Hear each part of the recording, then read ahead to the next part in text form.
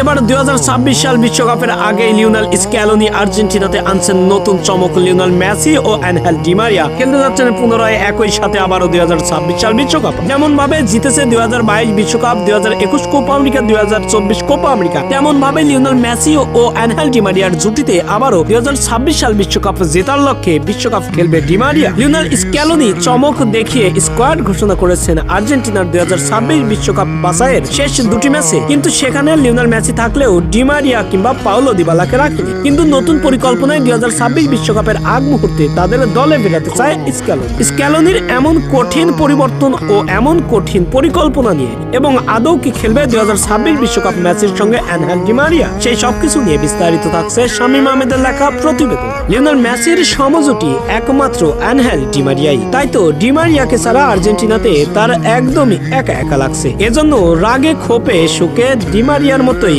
Lionel মেসিও অবসর নেওয়ার সিদ্ধান্ত নিয়েছেন। কিন্তু এবার স্ক্যালোনি তাকে চমকে দিলেন। স্ক্যালোনি বলেন, টেনশন করো না, বিশ্বকাপ শুরুর আগেই আমি আর্জেন্টিনাতে জাতীয় দলে ফেরাবো অ্যানহেল ডি মারিয়াকে। ডি মারিয়া কিছুদিন আগেই ইউরোপ ক্যারিয়ারের ইতি টেনে ডি মারিয়া বেনফিকাকে বিদায় বলে পাড়ি জমিয়েছেন বোকা জুনিয়রে। বোকা জুনিয়রের হয়েও দুর্দান্ত ফর্মে রয়েছেন। গত মৌসুমে চ্যাম্পিয়ন্স লিগে দারুণ ছিলেন, বেনফিকার হয়ে দুর্দান্ত দাপট দেখিয়েছেন ডি মারিয়া। এখনো তার ফিটনেস অনেক ভালো, বয়সটাও বেশি হয়নি। ক্রিস্টিয়ানো রোনালদো কিংবা লিওনেল মেসি যদি খেলতে পারে, অ্যানহেল ডি মারিয়া কেন নয়? তাই তো এবার 2026 বিশ্বকাপের আগ মুহূর্তে স্ক্যালোনি নতুন চমকে এবার দলে ফেরাতে চাচ্ছেন অ্যানহেল ডি মারিয়াকে। তাই তো আবারও পুনরায় দেখা যাবে লিওনেল মেসি ও ডি মারিয়ার জুটিতে বিশ্বকাপ মাতাতে। 48টি দল নিয়ে এবার আমেরিকা, মেক্সিকো, কানাডাতে অনুষ্ঠিত হবে 2026 বিশ্বকাপ বাছাইয়ের আর মাত্র ল্যাটিন অঞ্চলে 2টি ম্যাচ বাকি। এর মধ্যেই আর্জেন্টিনা, ব্রাজিল দুই দলই কোয়ালিফাই করে ফেলেছেন